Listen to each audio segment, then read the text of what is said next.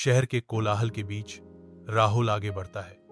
उसका चेहरा तनाव से भरा हुआ है, विचारों में खोया हुआ। वह अपनी मां को फोन करने के बारे में सोचता है, लेकिन काम उसे वापस खींच लेता है। राहुल अपने छोटे से अपार्टमेंट में अकेला बैठा हुआ है, खाते हुए विचारों में खोया हुआ है। उसे अपनी मां की याद आती है और उसे गांव के पल याद आते हैं। उसने अपनी मां को फोन करने का फैसला किया, लेकिन कोई जवाब नहीं मिला। राहुल गांव पहुंचता है, जहां उसका स्वागत एक भयानक चुप्पी और एक उजाड़ परिदृश्य से होता है। वह अपने घर की ओर दौड़ता है, एक बढ़ती हुई बेचैनी उसके दिल को कचोट रही है। गांव वाले चुपचाप उसके घर के बाहर खड़े हैं, उनके चेहरे दुख से भरे हुए हैं। एक गंभीर दृश्य सामने आता है।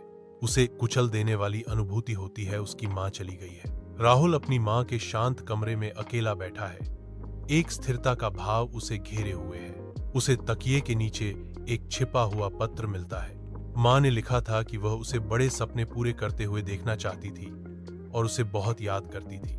राहुल अपनी मां की यादों में खोया हुआ गांव में घूम रहा है।